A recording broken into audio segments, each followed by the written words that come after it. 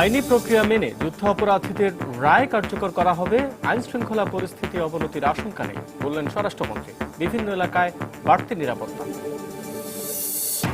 চেকপোস্টে তল্লাশির সময় এবার police পেটালো civil পোশাকে থাকা এক এএসপি। ছবি নেওয়ার সময় রক্ষা পায়নি সংবাদকর্মীরাও। ভবিষ্যতে আবাসিক খাতে গ্যাস সংযোগ দেয়া হবে না জানালেন বিদ্যুৎ প্রতিমন্ত্রী। সিদ্ধান্ত ইতিবাচক হলেও সিলিন্ডারের দাম সহনীয় রাখার তাগিদ বিশেষজ্ঞদের। পৌরসভা নির্বাচনের হাওয়া বইছে মাদারীপুরে। সরব আওয়ামী লীগের সম্ভাব্য প্রার্থীরা। ঘরোয়াভাবে চলছে বিএনপির প্রস্তুতি। এবং অবহেলা অযত্নে সিলেটের উৎমা পর্যটন কেন্দ্রের বেহাল দশা, অবকাঠামো না থাকায় সীমাহীন দুর্ভোগের শিকার পর্যটকরা। সমস্যা সমাধানের আশ্বাস জেলা প্রশাসনের।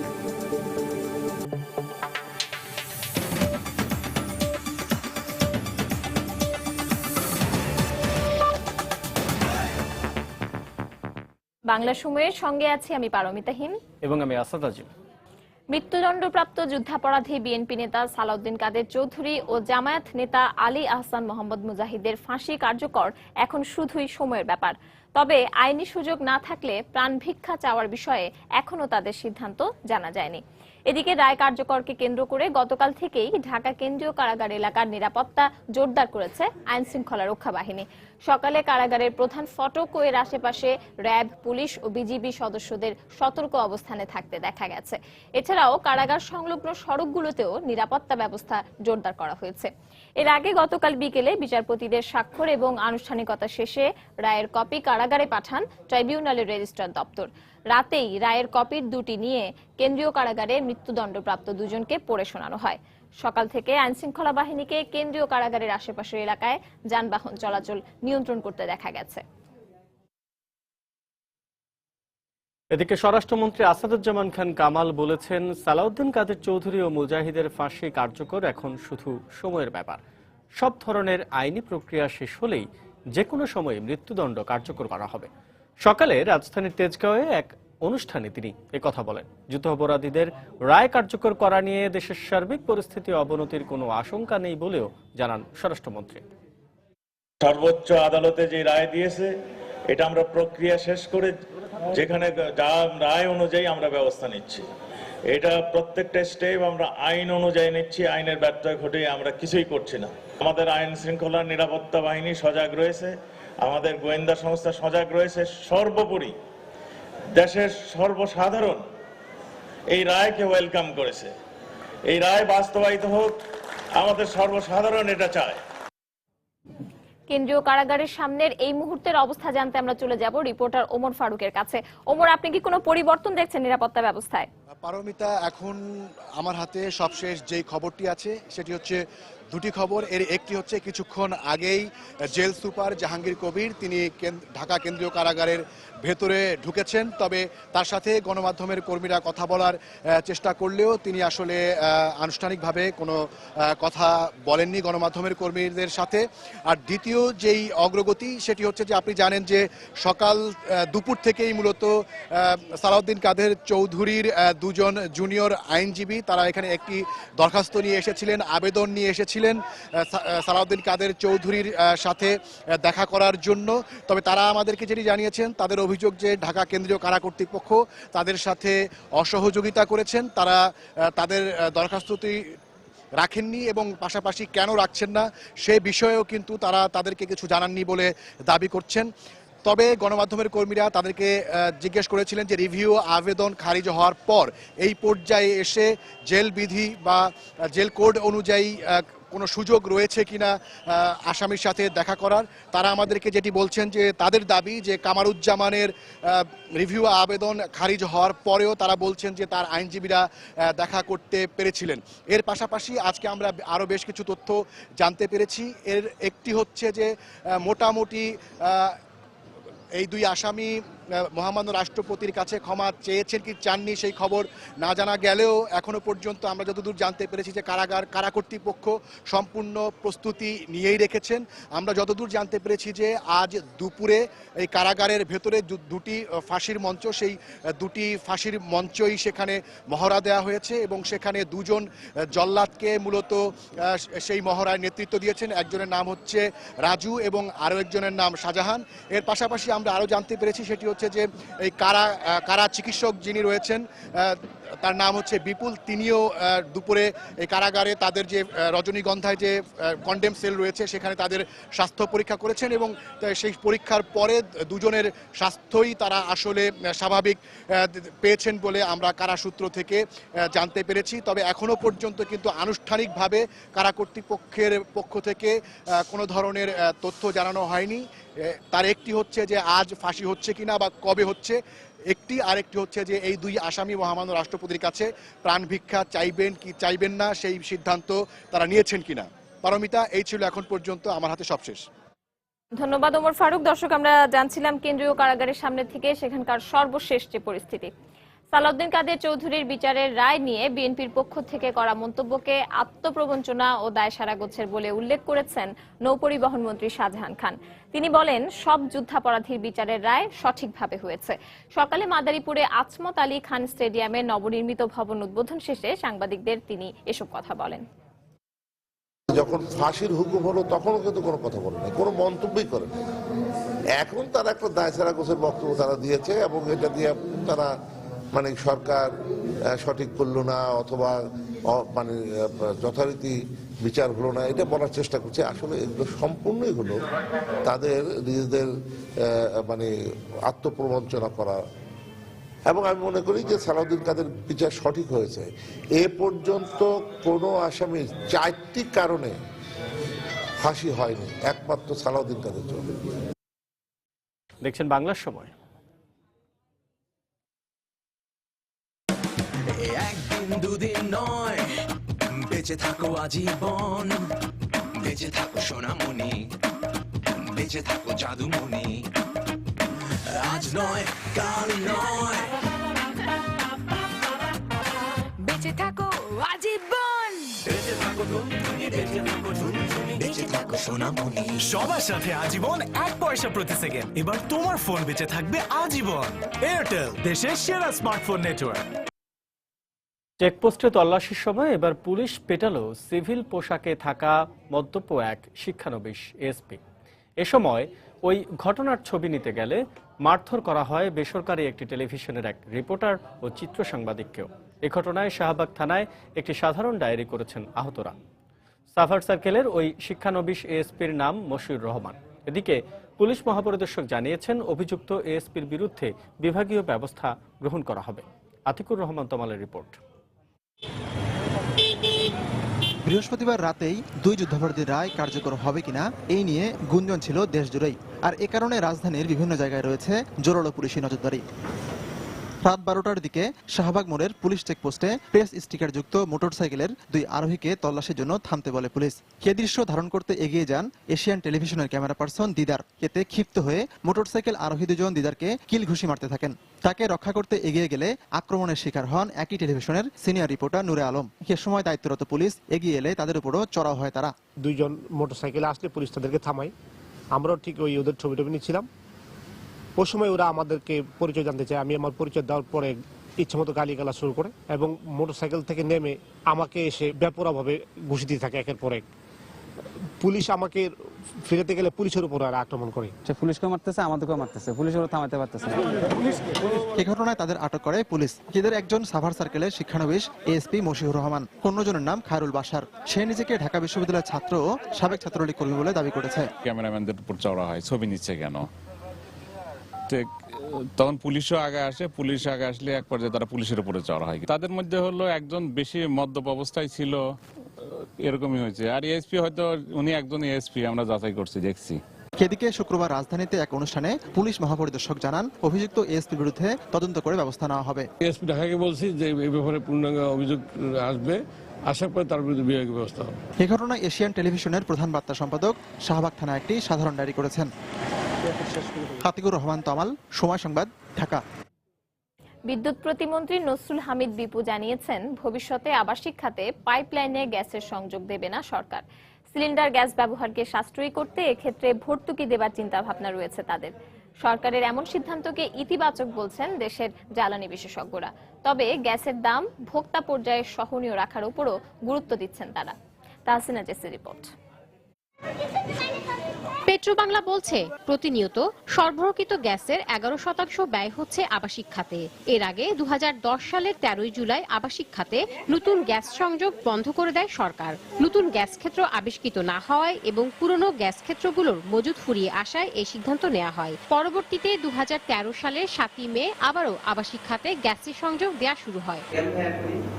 তবে গ্যাস খাতে দুর্নীতি ও বিশৃঙ্খলতার কারণে ভবিষ্যতে আবাসিক খাতে পাইপলাইনে গ্যাসের সংযোগ দেবার সিদ্ধান্ত থেকে সরে এসেছে সরকার।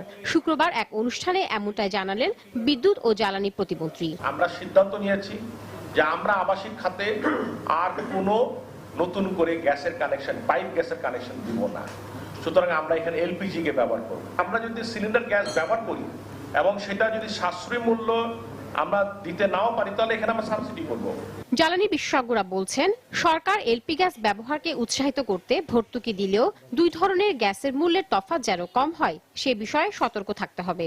এলপি গ্যাস চালু করা যায়, সেটা কিন্তু আমাদের সুদূর ভবিষ্যতের জন্য একটা ভালো পন্থা হিসাবে বিবেচনা করা যায়। দামের তফাৎটা কমাতে যদি না পারে সরকার, তাহলে কিন্তু এটা গ্রহণযোগ্য হবে না। আরেকটা জিনিস যদি আপনি কন্ট্রোল করতে না পারেন, সেটা হচ্ছে চুরি। তার যে রাজস্ব আয়, চুরি হলে সে ওটা পাচ্ছে না। এই যে সাশ্রয় করার যে উদ্দেশ্যটা, সেইটা সম্ভব হবে না। আবাসিক খাতে গ্যাসের উপর নির্ভরশীলতা কমাতে আধুনিক চুলা, সৌর বিদ্যুৎ ও বায়োগ্যাসকে জনপ্রিয় করতে সরকার কাজ করছে বলেও জানান বিদ্যুৎ প্রতিমন্ত্রী। তাহসিনা জেসি, সময় সংবাদ, ঢাকা। বাংলার সময় আরো থাকছে।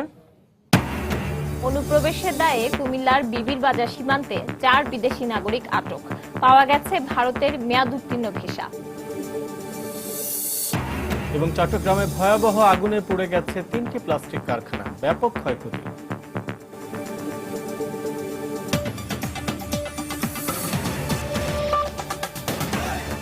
তাই তো সবাই বলে শিল্পাল্লার দিন শেষ, মেগা ডিজিটাল স্কেলে বাংলাদেশ। পৌরসভা নির্বাচনকে সামনে রেখে মাদারীপুরের 3টি পৌরসভার পাড়া মহল্লায় সরব হয়ে উঠেছেন প্রার্থী ও ভোটাররা। এই নির্বাচনকে ঘিরে সভা সমাবেশ ও শুভেচ্ছা ব্যানার সহ ব্যাপক প্রস্তুতি নিচ্ছে ক্ষমতাসীন দল আওয়ামী লীগের সম্ভাব্য প্রার্থীরা। আর নানা সমস্যায় জর্জরিত বিএনপি মাঠে না থাকলেও ঘরোয়াভাবে প্রস্তুতি নিচ্ছে দলটির স্থানীয় নেতারা। সঞ্জয় কর্মকার, অভিজিতের তথ্য ও শাহাদাত আকনের ছবি নিয়ে ডেস্ক রিপোর্ট। তফসিল ঘোষণা না হলেও নির্বাচনী আমেজ শুরু হয়ে গেছে মাদারীপুরের 3টি পৌরসভায়। এই নির্বাচনকে সামনে রেখে ক্ষমতাসীন আওয়ামী লীগের সম্ভাব্য প্রার্থীরা সৌজন্য সাক্ষাৎ সহ রাস্তাঘাটে টানিয়েছেন শুভেচ্ছা ব্যানার, পোস্টার ও ফেস্টুন। আর মাঠে না থাকলেও ঘরোয়াভাবে নির্বাচনের প্রস্তুতি নিচ্ছে বিএনপি। একই সঙ্গে পাড়া মহল্লার চায়ের দোকান হয়ে উঠেছে ভোটারদের আলোচনার কেন্দ্র। দলের স্বার্থে, তৃণমূলের সাথে দলীয় প্রতীকে নির্বাচন হয় না। আমার এটা মতামত। আমার পছন্দের প্রার্থী যদি মনোনয়ন না পায়, তাহলে তার পরিবর্তে যে স্বতন্ত্র প্রার্থী তাকে ভোট দেব। দলের ভিতরে যদি কাউকে নমিনেশন দেয়, তাকে আমি ভোট দেব যদি আমার পছন্দ হয়। এদিকে দলীয় প্রতীকে নির্বাচন অনুষ্ঠিত হলে তৃণমূল নেতারা দলের আদর্শে উদ্বুদ্ধ হয়ে এলাকার উন্নয়নে কাজ করবেন বলে মনে করেন জেলা আওয়ামী লীগের এ নেতা। জনগণের নির্বাচিত প্রতিনিধি যারা হবেন, তারা দলের কাছে জবাবদিহিতা এবং জনগণের কাছে দেওয়া প্রতিশ্রুতি বাস্তবায়নের জন্য রাজনৈতিক সহযোগিতা পাবেন। অন্যদিকে জেলা বিএনপির নেতারা বলছেন, দলীয় প্রতীকে নির্বাচন হলে স্থানীয় প্রশাসনের ভূমিকা নিরপেক্ষতা হারাবে। সরকার যে অবস্থায় আছে তাতে কিন্তু প্রশাসন ওই প্রার্থীর পক্ষে কিন্তু তারা কাজ করবে, যার ফলে সে জায়গায় নিরপেক্ষতা হারাবে। মাদারীপুর সদর পৌরসভায় 44,550 জন, কালকিনিতে 27,561 জন এবং শিবচর পৌরসভায় 14,500 ভোটার রয়েছেন। সময় সংবাদ, মাদারীপুর। বিএনপি চেয়ারপারসন বেগম খালেদা জিয়া দেশে ফিরলে তাকে গ্রেপ্তারের কোনো পরিকল্পনা সরকারের নেই বলে জানিয়েছেন সড়ক পরিবহন ও সেতুমন্ত্রী ওবায়দুল কাদের। বিকেলে নরসিংদীর শিবপুরের ইটাখোলা এলাকায় ঢাকা সিলেট মহাসড়ক পরিদর্শনকালে সাংবাদিকদের তিনি একথা বলেন। খালেদা জিয়া দেশে ফিরেই গ্রেপ্তার হবেন এমন কোনো চিন্তা ভাবনা সরকারের নেই। তিনি গ্রেপ্তার হওয়ার ভয়ে বিদেশে আছেন, এটা যদি তাই হয় তাহলে আমাদের তো কিছু বলার নেই। দেশের রাজনীতি তো বিদেশের মাটিতে বসে হয় না। তিনি দেশে এসে দেশের মাটিতে রাজনীতি করবেন, এটি তো সবাই প্রত্যাশা করে, আমরাও তাকে স্বাগত জানাই। দিনাজপুরে ইতালিয়ান নাগরিক পিয়েরো পারোলারির ওপর হামলার ঘটনার পর নিরাপত্তা ব্যবস্থা জোরদার করা হলেও এখনো শহর জুড়ে বিরাজ করছে থমথমে পরিস্থিতি। এদিকে সকালে পুলিশের একটি তদন্ত দল ঘটনাস্থল পরিদর্শন করেছে।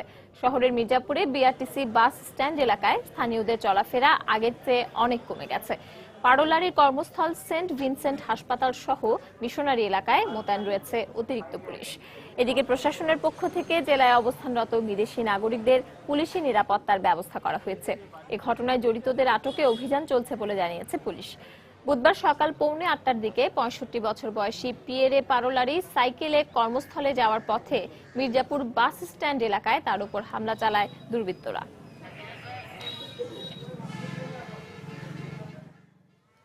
খুব ভালো ছিল আর কি, মনে করেন যে আপনার গরিব লোক গেলে ওরা ইয়া করতো, হেল্প করতো, সাইকেল নিয়ে যাইতো আসতো, এসে এদিকে হাঁটা চলাও করতো। ওনাকে ওইখানে গুলি করা হয়েছে, এখন কে বা কারা গুলি করছে সেটাকে আমরা বলতে পারবো না। যাদেরকে আটক করেছিলাম তাদের মধ্যে থেকে আমরা একজনকে এই মামলায় গ্রেপ্তার দেখিয়েছি এবং তার উনি রিমান্ডে আছেন। রিমান্ডের ফলাফল আমরা পরে জানাতে পারবো। পাশাপাশি আমাদের এখানে সেদিন থেকেই কিন্তু নিরাপত্তা জোরদার করা হয়েছে, চেকপোস্ট আছে এবং যারা বিভিন্ন স্থাপনা যারা বিদেশি যারা আছেন তাদেরকে আমরা সব জায়গায় ফুল ডিপ্লয়মেন্ট করা আছে পুলিশের। পাশাপাশি তদন্তে আমরা বিভিন্ন দিক আমরা খতিয়ে দেখছি। কুমিল্লায় ভারত থেকে অনুপ্রবেশের দায়ে 4 বিদেশি নাগরিককে আটক করেছে বিজিবি। ভোরে জেলার বিবির বাজার সীমান্ত এলাকা থেকে তাদেরকে আটক করা হয়। বিজিবি জানায়, ভোর রাতে বিবির বাজার বিউপির গোলাবাড়ি এলাকা দিয়ে বাংলাদেশে প্রবেশের সময় ওই বিদেশি নাগরিকদের আটক করা হয়েছে।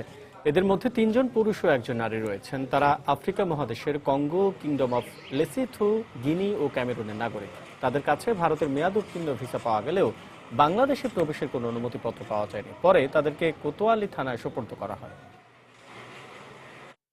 দক্ষিণ আফ্রিকায় সন্ত্রাসী হামলায় নিহত রিয়াদ হোসেনের গ্রামের বাড়ি ফেনীতে নেমে এসেছে শোকের ছায়া। স্বজনদের দাবি, দ্রুত লাশ দেশে ফিরিয়ে আনা হোক। স্বজনরা জানায়, 4 বছর আগে দক্ষিণ আফ্রিকায় পাড়ি জমান দাগনভূঞা উপজেলার গৌতমখালী গ্রামের রহিম আলীর বড় ছেলে রিয়াদ হোসেন। বৃহস্পতিবার সন্ধ্যায় নেলসন ম্যান্ডেলা শহরের আমবাতা এলাকায় তাকে গুলি করে সন্ত্রাসীরা। এতে ঘটনাস্থলেই তার মৃত্যু হয়। পরে দক্ষিণ আফ্রিকান পুলিশ তার লাশ উদ্ধার করে। এদিকে গতকাল রাতে দক্ষিণ আফ্রিকা থেকে রিয়াদের চাচা ফোন করে তার মৃত্যুর খবর জানালে আহাজারি শুরু হয় পরিবারে। পরিবারের একমাত্র উপার্জনক্ষম ব্যক্তির মৃত্যুতে অসহায় হয়ে পড়েছে পরিবারটি।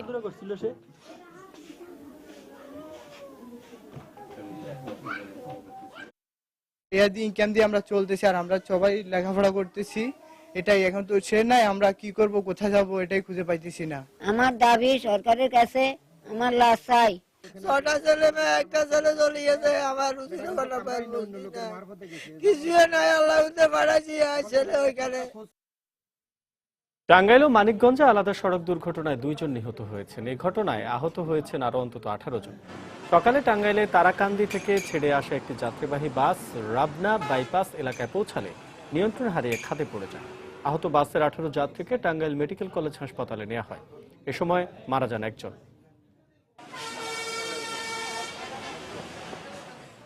মানিকগঞ্জ সদরের বাটবাউর এলাকায় ঢাকাগামী একটি বাসের সঙ্গে বিপরীত দিক থেকে আসা একটি অ্যাম্বুলেন্সের সংঘর্ষ হয়। এ সময় অ্যাম্বুলেন্সের যাত্রী ও চালককে গুরুতর অবস্থায় সদর হাসপাতালে নেওয়া হলে হারুন রশিদ নামে একজনকে মৃত ঘোষণা করেন চিকিৎসক। চট্টগ্রামে ভয়াবহ আগুনে পুড়ে গেছে 3টি প্লাস্টিক কারখানা, তবে এতে কোনো হতাহতের ঘটনা ঘটেনি। ফায়ার সার্ভিস জানায়, বিকেল 3:30টার দিকে নগরীর পশ্চিম মাদারবাড়ি এলাকায় একটি প্লাস্টিকের কারখানা থেকে আগুনের সূত্রপাত হয়। পরে মুহূর্তেই আশেপাশের বেশ কয়েকটি প্লাস্টিকের দোকান সহ আরো 2টি কারখানায় আগুন ছড়িয়ে পড়ে। খবর পেয়ে ফায়ার সার্ভিসের 3টি স্টেশনের 7টি ইউনিট প্রায় 1 ঘন্টা চেষ্টা চালিয়ে আগুন নিয়ন্ত্রণে আনে। বৈদ্যুতিক শর্ট সার্কিট থেকে এই ধরনের আগুনের সূত্রপাত হতে পারে বলে জানিয়েছে ফায়ার সার্ভিস। সব রাজনৈতিক দল একসঙ্গে উদ্যোগ নিলে 15 দিনে বাংলাদেশকে নিরক্ষর মুক্ত করা সম্ভব বলে মন্তব্য করেছেন প্রাথমিক ও গণশিক্ষামন্ত্রী মোস্তাফিজুর রহমান। সকালে ঠাকুরগাঁও শহরের কলেজ পাড়ায় একটি বেসরকারি সংগঠনের নবীন বরণ অনুষ্ঠানে যোগ দিয়ে তিনি একথা বলেন। সবাই মিলে দেশটাকে পরিবর্তন করতে চাইলে সম্ভব, শুধু উদ্যোগ নিতে হবে। কিন্তু এই কথাটা যদি আমাদের বাংলাদেশের বড় বড় নেতারা, মনে করেন আমাদের প্রধানমন্ত্রী যদি বলেন, বেগম খালেদা জিয়া যদি বলেন, এরশাদ যদি বলেন, কথার কথা যে আগামী 1 মাসের মধ্যে নিরক্ষর মুক্ত বাংলাদেশ দেখতে চাই, তুমি বিএনপির লোক যেন একটাও নিরক্ষর না থাকে, আওয়ামী লীগের লোক একটা না থাকে, জাতীয় পার্টির লোক না থাকে, আমার মনে হয় 15 দিন লাগবে না। কিশোরগঞ্জে মুক্তিযোদ্ধা সনদ জালিয়াতি করে প্রাথমিক শিক্ষক পদে চাকরি দেওয়ার অভিযোগে সাবেক জেলা প্রাথমিক শিক্ষা অফিসার মোদাসের হোসেন সহ 2 সহকারীর বিরুদ্ধে মামলা করেছে দুদক। গতকাল রাতে দুদকের প্রধান কার্যালয়ের উপসহকারী পরিচালক মোহাম্মদ নিয়ামুল আহসান গাজী বাদী হয়ে সদর থানায় 3 জনের বিরুদ্ধে মামলা করেন। মামলার বিবরণে জানা যায় 2008 ও 2009 সালে জেলার বিভিন্ন স্কুলে 158টি শূন্য পদে প্রাথমিক বিদ্যালয়ের প্রধান শিক্ষক ও সহকারী শিক্ষক নিয়োগ দেয় সরকার। সে সময় জেলা প্রাথমিক শিক্ষা কর্মকর্তা মোদাসের হোসেন সহ 2 অফিস সহকারী ভুয়া মুক্তিযোদ্ধা সনদের মাধ্যমে পোষ্য কোটা দেখিয়ে তাদের পছন্দের প্রার্থীদের চাকরি দেন। পরে প্রাথমিক ও গণশিক্ষা মন্ত্রণালয়ের তদন্তে বিষয়টি ধরা পড়লে তাৎক্ষণিকভাবে তাদের সাময়িক বরখাস্ত করা হয়। রাজশাহী কৃষি উন্নয়ন ব্যাংকের অফিসার পদে নিয়োগ পরীক্ষা অনির্দিষ্টকালের জন্য স্থগিত করায় ঢাকা রাজশাহী মহাসড়ক অবরোধ করে বিক্ষোভ করেছেন পরীক্ষার্থীরা। বিকেল 4টা থেকে রাজশাহী বিশ্ববিদ্যালয়ের প্রধান ফটকের সামনে মহাসড়ক অবরোধ করে ঘণ্টাব্যাপী বিক্ষোভ করেন তারা। এতে মহাসড়কের দুপাশে তীব্র যানজটের সৃষ্টি হয়। সকাল 10:30 থেকে বেলা 11:30 পর্যন্ত অফিসার পদে প্রথম শিফটে নিয়োগ পরীক্ষা অনুষ্ঠিত হয়। তবে প্রশ্নপত্রে গড়মিল থাকায় বিকেল 3:30 থেকে 4:30 পর্যন্ত দ্বিতীয় শিফটের পরীক্ষা অনির্দিষ্টকালের জন্য স্থগিত ঘোষণা করেন কর্তৃপক্ষ। এই খবরে দ্বিতীয় শিফটের পরীক্ষার্থীরা মহাসড়ক অবরোধ করে বিক্ষোভ করে। পরে প্রশাসনের আশ্বাসের প্রেক্ষিতে অবরোধ তুলে নেন তারা। নাটোরে চাঁদাবাজি ও সন্ত্রাসী হামলার প্রতিবাদে লাঠি মিছিল ও সমাবেশ করেছে চামড়া ব্যবসায়ীরা।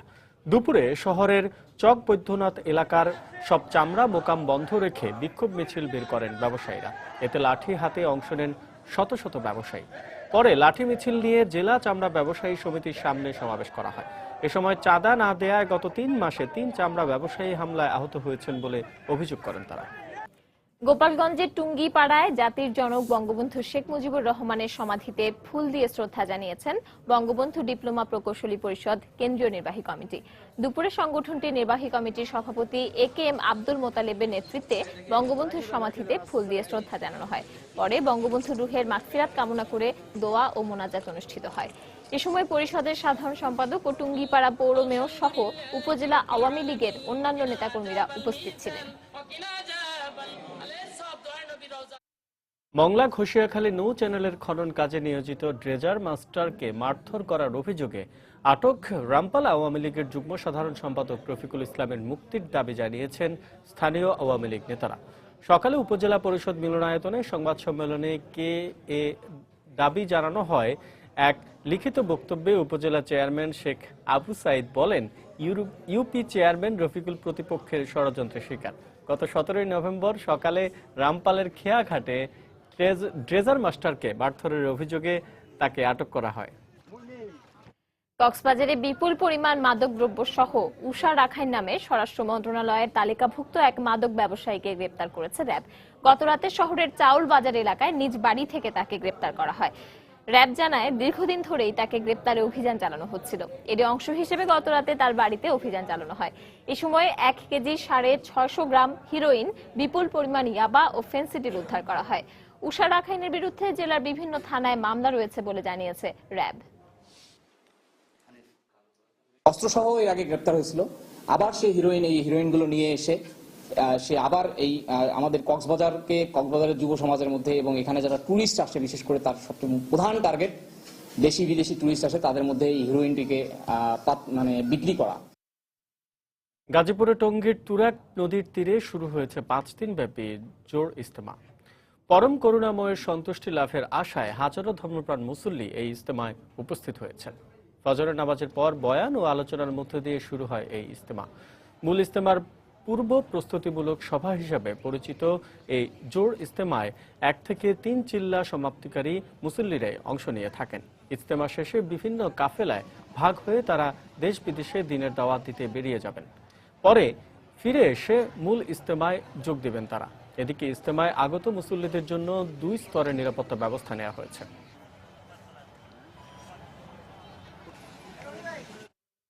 সিলেটের বিছনাকান্দি, পান্তুমাই, লোভাছড়ার মতো উৎপা নামের আকর্ষণীয় একটি পর্যটন কেন্দ্র অবহেলার অযত্নে বেহাল অবস্থায় রয়েছে। কোম্পানীগঞ্জ উপজেলার সীমান্ত জুড়ে পাহাড়ি স্বচ্ছ পানি আর পাথরের মিলনের কলতানের সঙ্গে পাহাড় মেঘের খেলা পুরো এলাকাকে নৈসর্গিক সৌন্দর্যে রূপ দিয়েছে। কিন্তু অবকাঠামো সুযোগ সুবিধার অভাবে সেখানে যেতে সীমাহীন দুর্ভোগ পোহাতে হয় পর্যটকদের। অবশ্য জেলা প্রশাসক বলেছেন প্রতিবন্ধকতা দূর করতে ব্যবস্থা নেওয়া হচ্ছে। দিগেন সিংহের তোলা ছবিতে আরো জানাচ্ছেন ইকরামুল কবির।